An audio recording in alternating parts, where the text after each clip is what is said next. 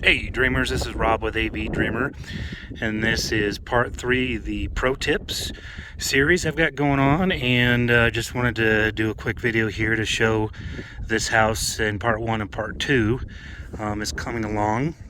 And today we're going to install some speakers and do some termination on some of the Cat 6 cables. So stay tuned. Apologize if you hear a little noise. A little windy out here, as well as there's some vacuums going on inside the house. So hopefully you'll be able to hear me okay.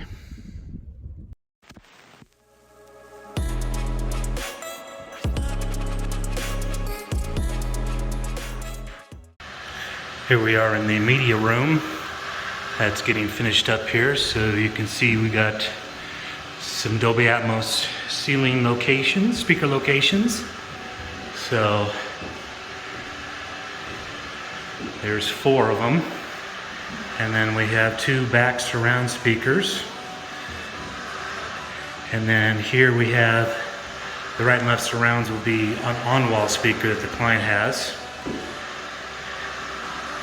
and then over in the corner, we have our speaker wire going to our Dolby Atmos and our back surrounds, as well as some coax cable and some Cat 6 wire coming in from the location that's centrally located in the house. And we're going to be installing some TGD audio Encompass home theater speakers, some 6.5-inch two-way. And then we have 4 Vanguard, which is basically TGD audio, and ceiling speakers. So let's get started. We have your little tabs up here. You know, I mean, it's important to make sure that you remember to leave enough wire. It looks like I have more wire than this, but somebody kind of sucked it up a bit. So go ahead and clip this off, but I see a problem already. I don't know if you can see that, but the sheet rockers cut into my wire here, so I need to see how bad that's going to be. But that kind of sucks. You run into that with contractors. Alright, so now that we got the speaker damaged fixed, the speaker wire damaged fixed here, I had to snip the positive wire because looks like the sheetrockers clipped it with their tool and they're cutting this hole out. But like you saw in the first video, we have the speaker brackets here already installed, so you get this nice perfect hole, which you don't have to deal with. And then sometimes you got a little excess mud you gotta get rid of so it doesn't impede the speaker. So and then got the speaker wire already stripped. It's a 14 gauge wire. Makes it, these little spring-loaded connectors on this particular speaker makes it nice because you can easily, well, I won't say easily, but you can hopefully do this with one hand there. Actually, there we go. And you just press them in like so. And there you go. Make sure you have your screwdriver before you do this. I do have my screwdriver. It's in my pocket. Because I don't know how many times I have gotten up here, put the wire in, and the speaker wire, and then make sure these little plastic tabs are all pushed inwards. Most of the time from the factory, they're a little bit snug, so you don't have to worry about that. And then you just go up one into the hole like so. Now you have to back these out. You have to go loosen them first to unlock that little plastic clip in there because they're usually pretty tight. And then as you turn it to the right, you can hear them move into position. And then you just screw them down. Now one really important note here is that you have metal screws and plastic clips in here, so do not hold tighten these. Just get them snug, that's all you need. Those speakers will not go anywhere. Perfect, thank you. Now this particular Vanguard speaker has pivoting tweeters, so you can dial them in, pointing towards the seating position, which is going to be right about there. And then these Vanguards come with magnetic speaker grills, so once you got it locked in place, stick them on like that, and a piece of cake. All right, well, we got all 4 speakers installed in the ceiling, and these lights are playing havoc on my autofocus. So it turned out pretty good. This room's starting to come together. Now we get to do the back speakers, which it looks like my sheetrocker got a little crazy with the cutter there, and we might have to do a little patchwork. Or they might have to do a little patchwork. Somebody's gonna do a little patchwork. I guess we'll just find out. So, okay, now we're gonna tackle the back surround speakers. Pretty much the same deal. Just clip all your ties, and in this case, they've broken all the little tabs off that I had these tied to, and then you can see here, it kind of messed up some of the sheetrock surrounding the speaker, but that's a fairly easy patch job. Now this is one of the best tools right here. Always carry after, because I got 3 of these just for stuff like this. Just make it super, super easy to get in here and snip the shielding off with the jacket off this wire.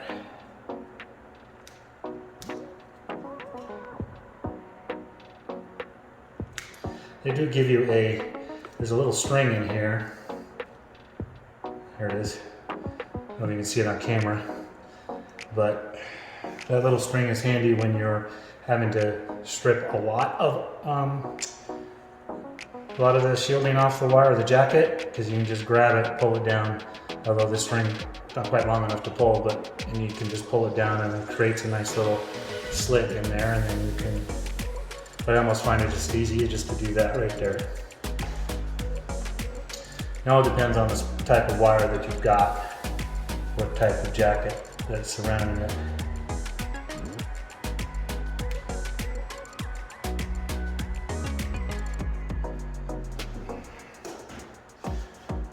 All right, so we've got that portion done. This is 14 gauge wire, so just strip those off just like so. And we're gonna have to test this here. Sometimes the speaker's a little too deep for this insulation, but I think we're gonna get away with it okay. If you need to, you can just cut out some of the insulation if it's just a little too deep. Thank you.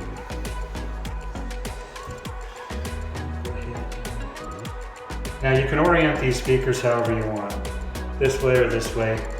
Having the tweeter a little bit lower does help a little bit, but honestly you probably would never tell the difference, being that these are back surround speakers. Now if they were front speakers, that might make a little more of a difference, but for surrounds it really doesn't matter.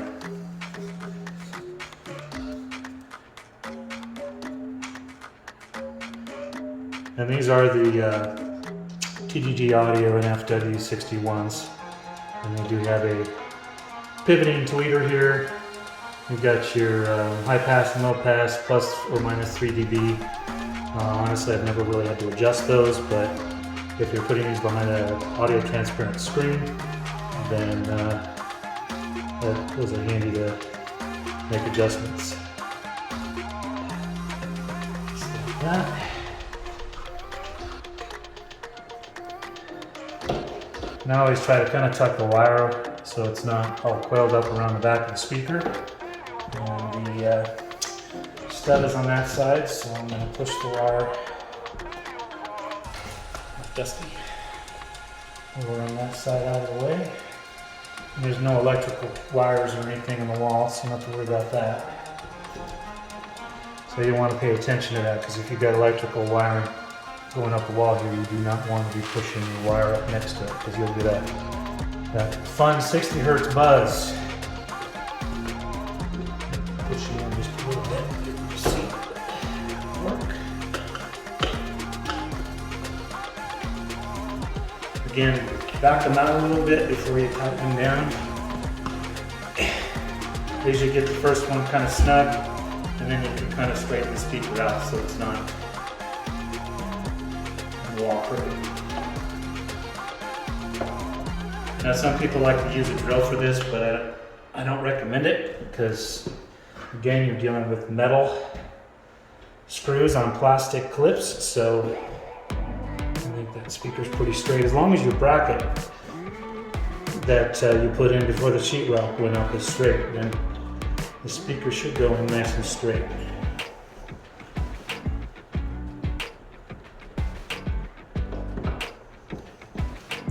Now, as you saw on this wall, that this wall was insulated, and this is an inside wall, but I definitely recommend that you do that. It just helps for the audio coming out of the back of the speaker. Doesn't penetrate into the other parts of the house as easily. Otherwise, you get this echoey wall cavity that you can easily hear on the other side of the wall. Not a big deal if that doesn't bother you, but if you've got someone in the house that's trying to sleep and you're in here watching a movie, even at low volumes, it goes right through the sheetrock.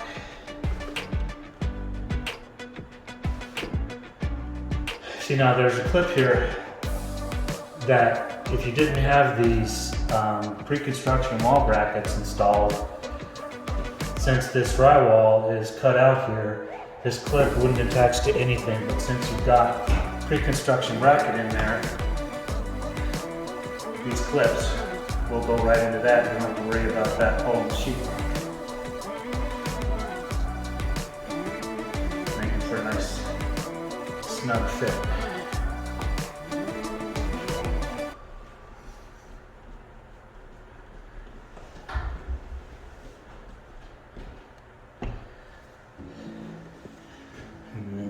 Grill. And I usually kind of pre-aim these tweeters a little bit. I mean, I'll do it later but right now I just kind of angle them in a little bit so they're pointed a little bit more at the seating position. Stick your grill on, and that almost covers up just a tiny little bit there.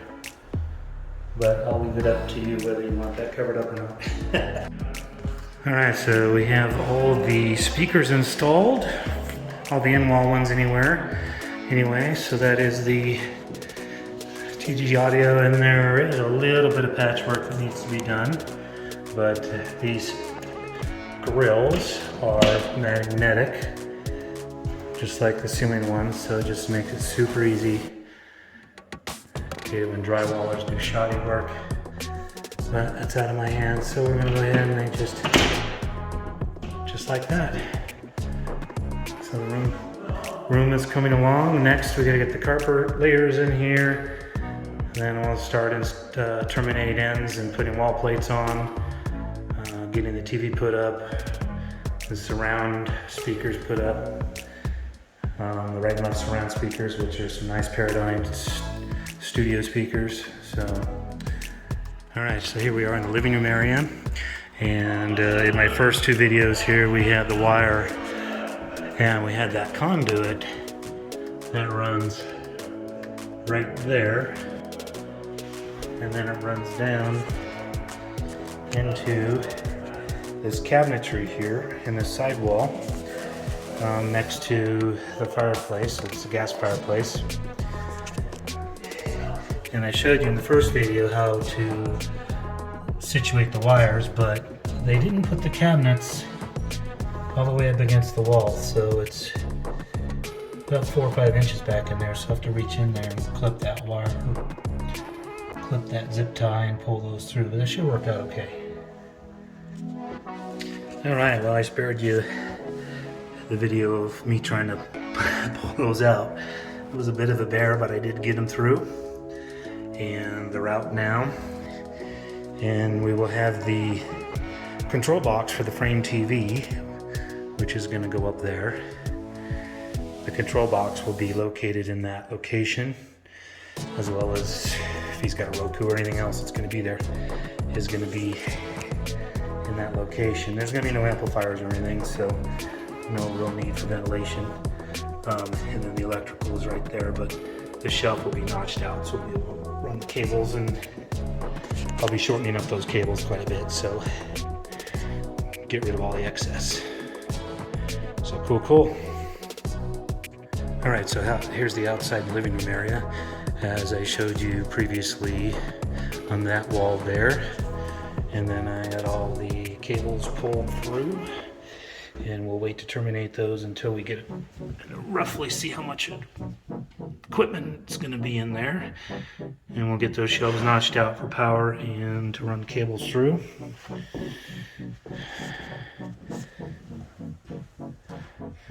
And then we'll walk into the equipment room.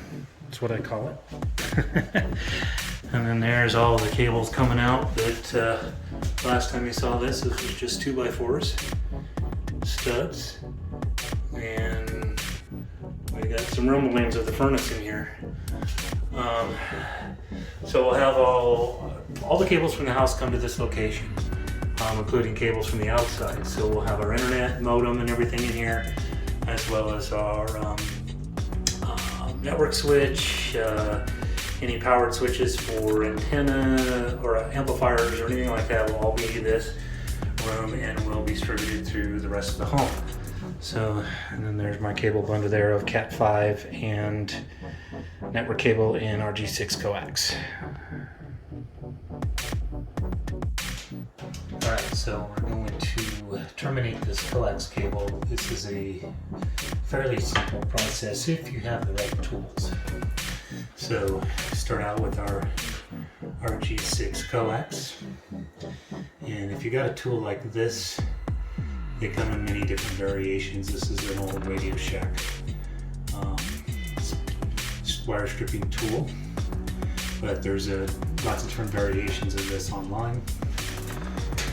And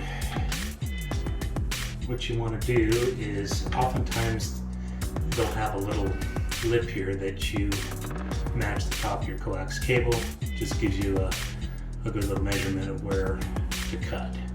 This has two blades in it, so it just makes it real easy. You just spin it like so. Pull it off.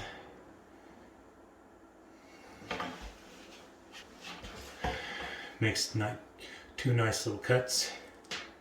And then I pull it off, and then I usually hang on to this because it's got a bunch of little fibers and stuff from the braiding. Makes it a little easier to clean up. Now, one big mistake people make is sometimes when they're cutting this, you got this metal braiding, which you can't really see it because I cut it off, but every now and then the little piece gets curled around, wrapped around that copper pin, and you don't want that. That'll short out. So just make sure you take a nice close little look at your cable if everything's real clean, and you're good to go. But you can see how it made a nice little clean cut in two spots. And then I use these RG6 Coax connectors, which are waterproof. I use the PPC, very good quality stuff. Never had any issues with those.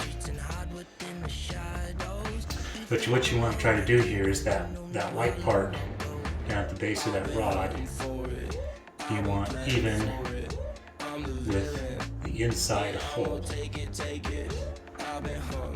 So we'll just stick that on there. Twist it on.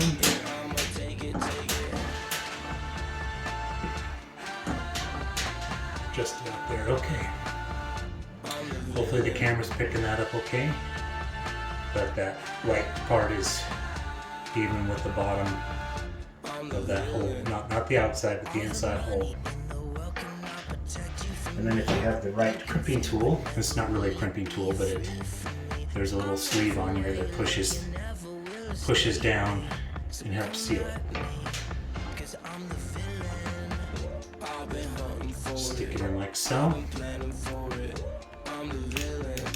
Squeeze, and you're done.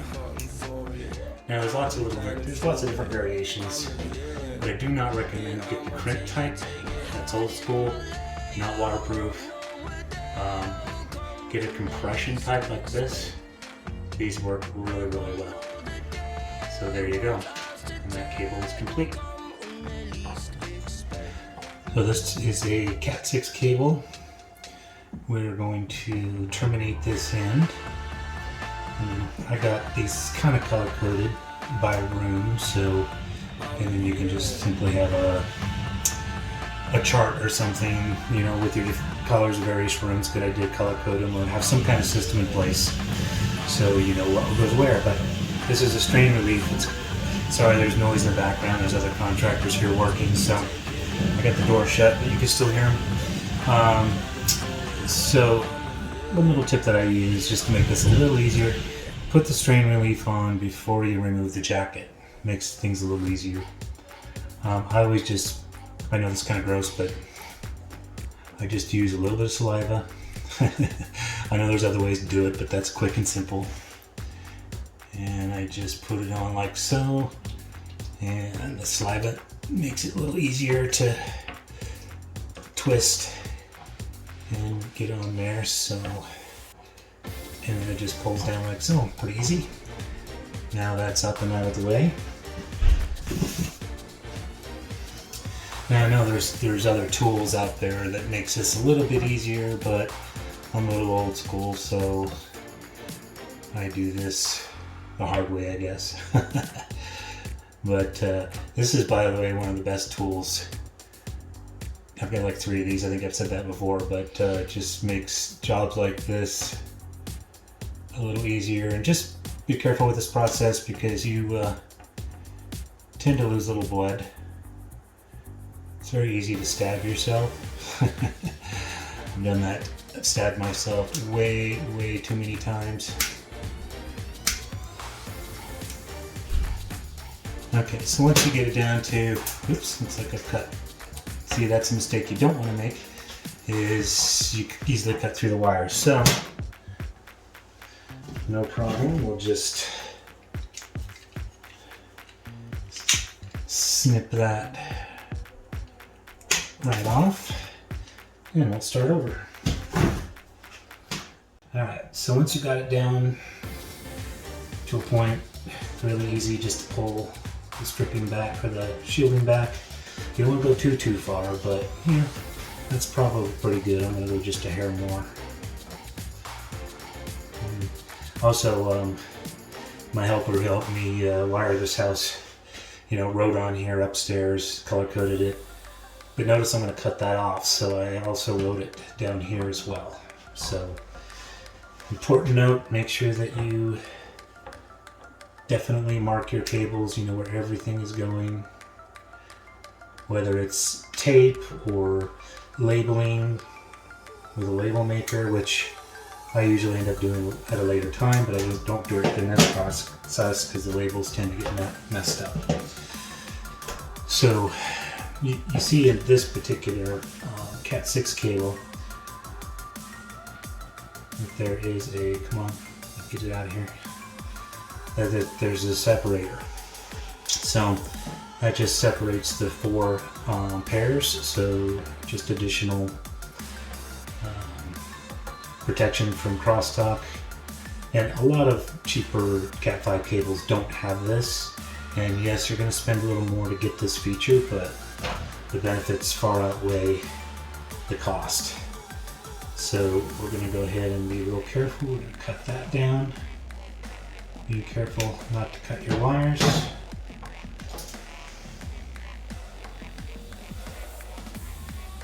So, okay there. Now the fun part. Untwisting them. Yes, I wish there was an easier way to do this, but unfortunately there is not really. Then the part that everybody loves, my favorite, is straightening these cables, these wires out, which is a pain in the butt. And after you've done, you know, 40 or 50 of these, your fingers are nice and raw. I want to deal with building the cable because that can honestly be messed up fairly easily. You get a wire in the wrong spot, and that can really mess, well, it just won't work. So, or you get some wires that are crossing inside your termination or connector, and that will screw things up. And then if that happens, after you've crimped the connector and the wire's messed up, the only thing you can do is cut the end off and start from scratch. Now I'm going slightly slower than usual just because I'm filming, and usually I can go a little bit quicker because I'm not worrying about showing this on the camera. So hopefully the camera's picking this up okay. If not, I'll be redoing this video. I have plenty more connections to terminate. So there you go. That is pretty much how it looks. You got 4 pairs. We got orange, green, brown, and blue. So now the connectors I use, this is the EasyX RJ45 connector. You notice it's a pass-through. It's called EZ48. There are different variations of this from different manufacturers on the market, but I like using the pass-through because it simplifies the process, makes it just, you know, a little bit easier. Because there's a lot of connectors that you put the cable in or the wire in and it stops right at the end, and to me that's a little bit more tedious. So I use the there's a couple different methods out there. There's the T568A and T568B. They both roughly do the same thing. Some say that the B is a little bit tailored more towards the data side, and then A is a little more towards the video side. But the only real difference is that the orange and the blue are swapped to the wires. But as long as they're the same at both, I typically use the A, the T568A, and I've never had any issues on any of the installs I've ever done. So, but the first 2 wires, and when you're looking at this, hopefully the camera can pick it up.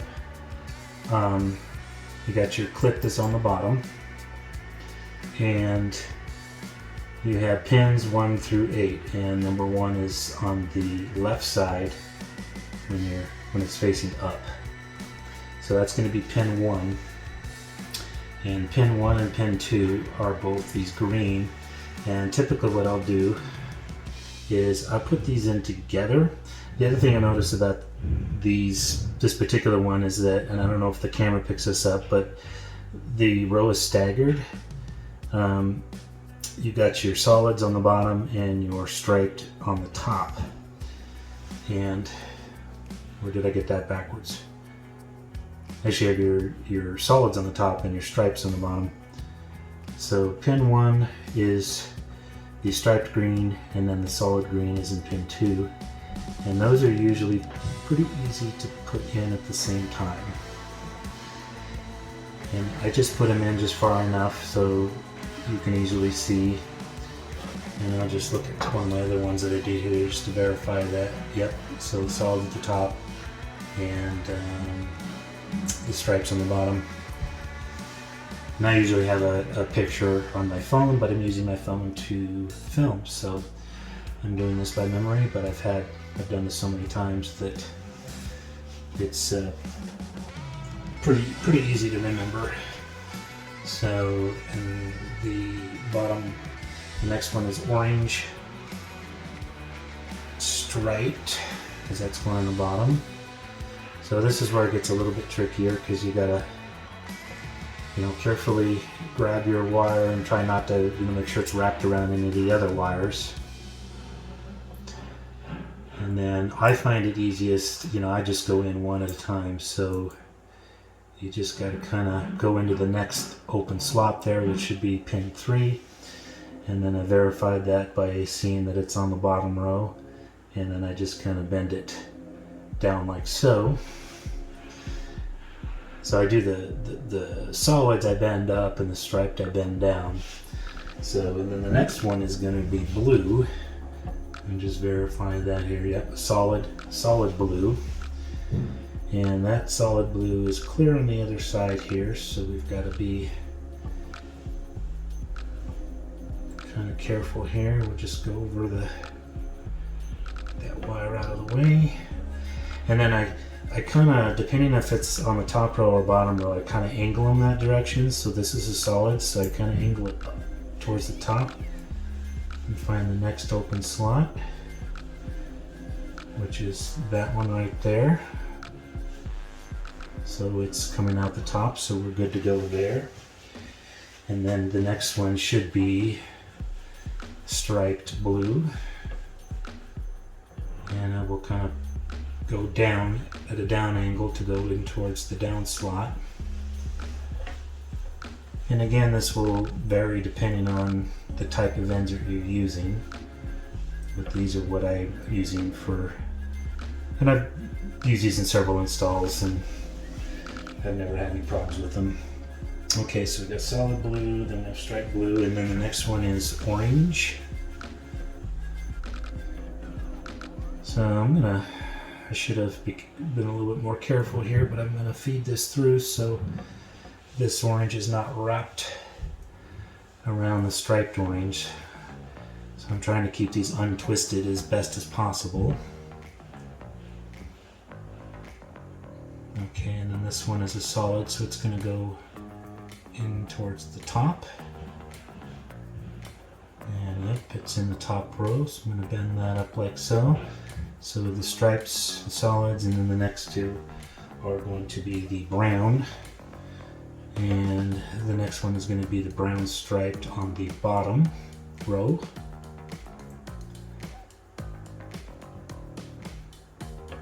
Like so. And see, if you don't have these wires straightened out, then they get hung up on the inside. So, you know, they don't have to be perfectly straight. Just do the best you can to just makes it a little easier, because if they get hung up, then you got to pull the wire out and just re-straighten it.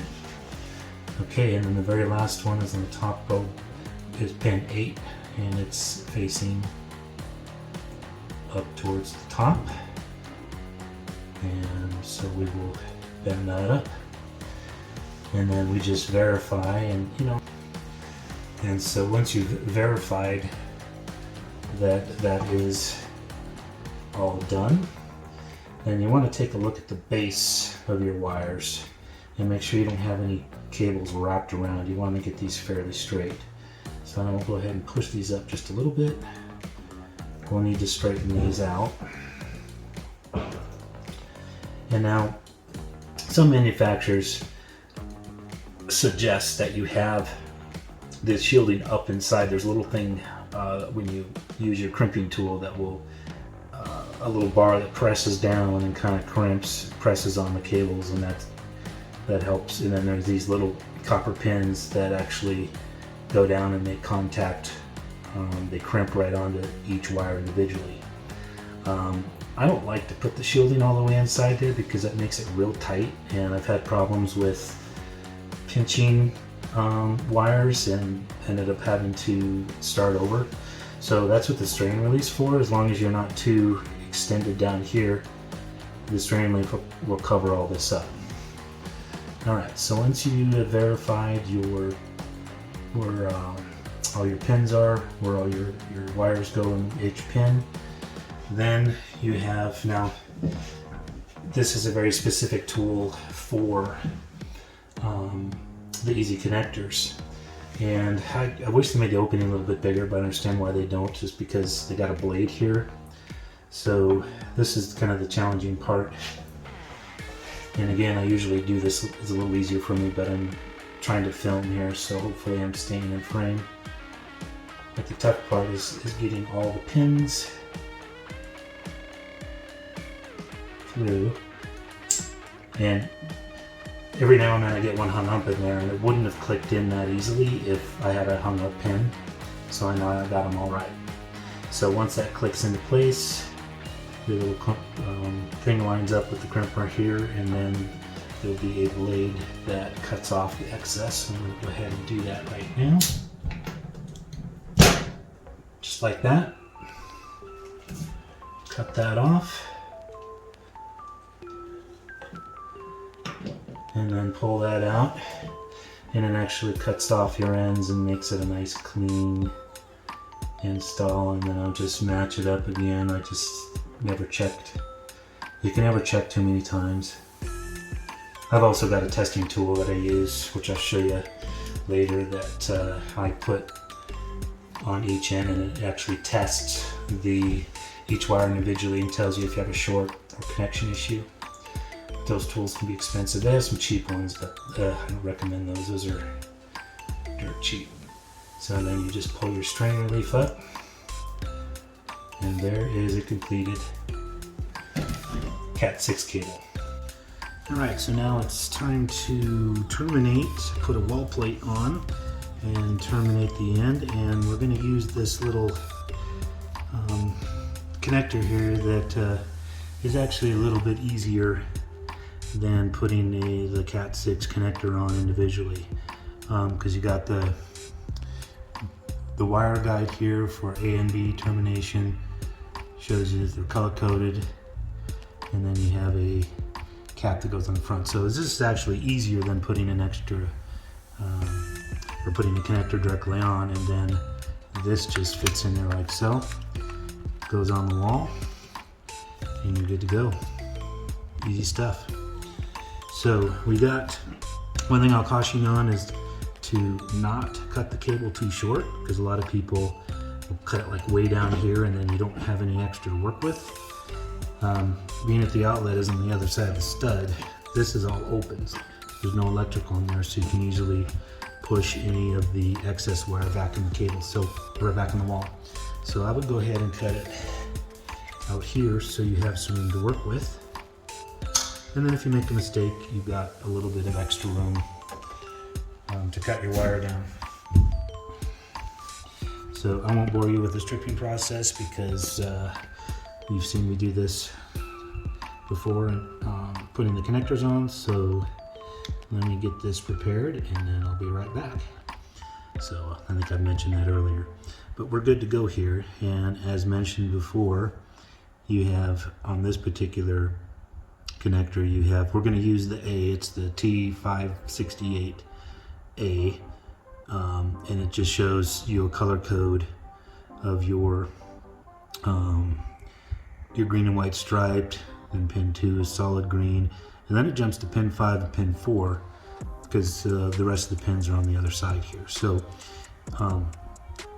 you can buy these kits online that come with this little holder, and this just makes it, you don't have to use this, it just makes it a little bit easier, gives you a little bit more something to hang on to.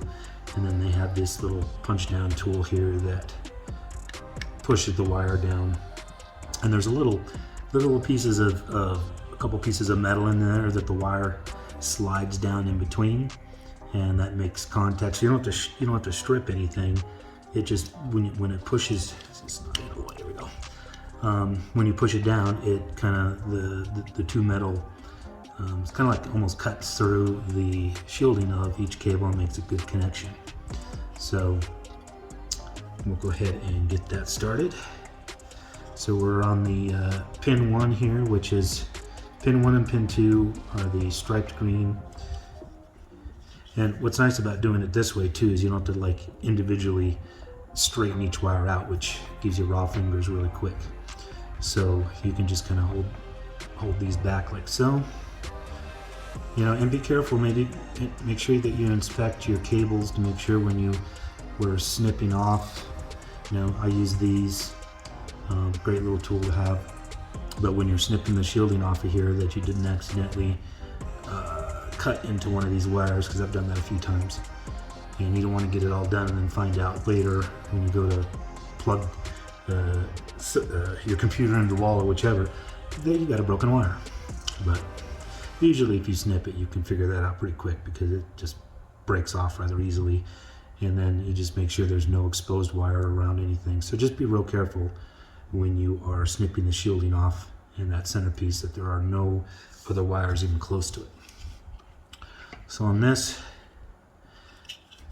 you basic on the first one here, you just get it, I get it as close as I can. Well, it doesn't have to be super close. I mean, I'll use the snippers to snip off the end anyway, so, and then you just press it down just like that, and you make sure you can kind of look down and make sure the wire is seated all the way down.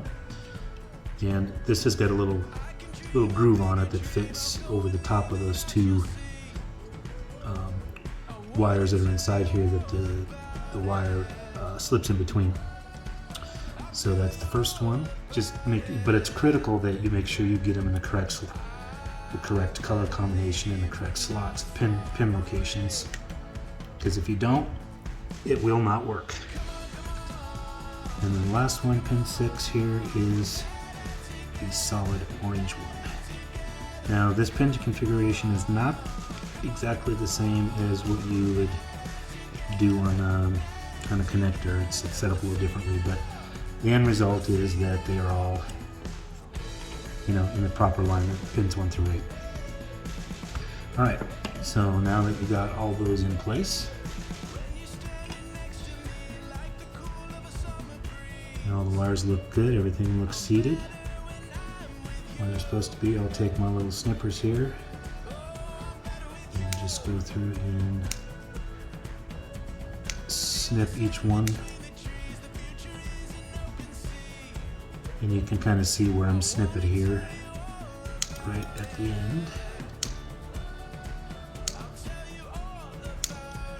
Give it a nice clean look. We don't have a bunch of excess wires strewn them out.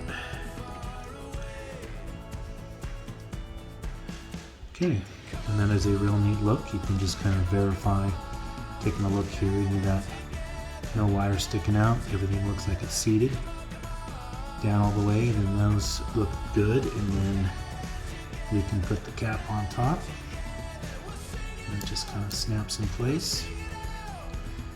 And if you got too much excess shielding stripped away, I'd recommend maybe taking a little electrical tape and just go around just to be safe than sorry, but I think we're in good shape here, so. All right, back a little bit. Now, word of caution, these do only go in one direction, so you see this little clip on this side, and there's a little clip on that side, but this part, when you look at the back of this, the little square hole is lower on the bottom than it is on the top. So you just gotta make sure that this part goes on the top piece, because if you get it upside down, it will not clip in place. So, and it just kind of rocks in there with this bottom side in first, and then it just clips in place like that, and you're good to go. Now when you put this in the wall, make sure you do not kink this cable.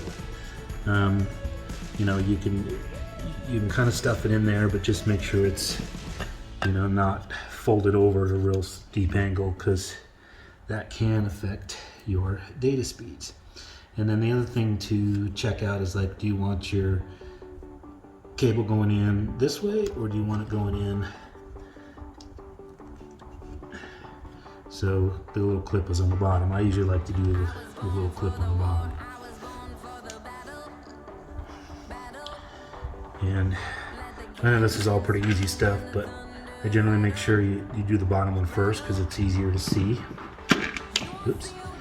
Unless you're just dropping stuff and clumsy like I am.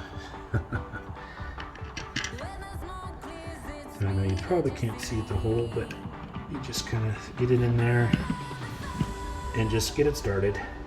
You don't want to go in all the way. And then it just makes, you get the bottom one started first, it makes the top one a little easier, because you can usually see it. And then if you got a little mud in the hole, don't worry about it, just push it, the screw through, and it'll go right in.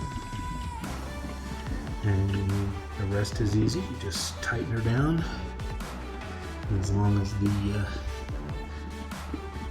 screws are straight. You'll have a straight plug, but I can tell this one's a little off. Be careful not to over tighten those. You are dealing with metal in plastic, so it's very easy to strip. No reason to tighten them down, cinch them down too much. Just get them snug is all you need.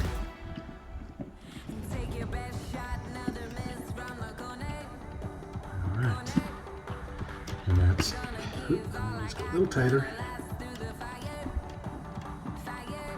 and just go until you just feel it starting to tension up. That can go a hair tighter, Because if you go too tight, then you'll start to bend the plastic in, and it'll be a little bit warped in the middle, and you could potentially break the plate. So that is installed, so we're good to go now. We will be testing. I know a lot of you guys don't have this tool. It's not the cheapest tool in the world, but this is a ideal, and it's got a tester here that you put one end of the somewhere in the other room where you have another end, and then we'll just put a jumper from here to here, and then it'll, when you turn it on, yeah, it does light up. It has pins 1 through 8 on here, and it shows you if you have a short, and if you do, which pin it is. And if you come across that, you got to determine which end it is, and then you generally have to cut the end off the connector or in here and start over. But this is a real nice tool to have. This also does coax network as well as telephone. Not a real cheap tool to have though. I mean, I think these were around about $200 or $300. Get it in there correctly. There we go. Turn it off. And now it's off.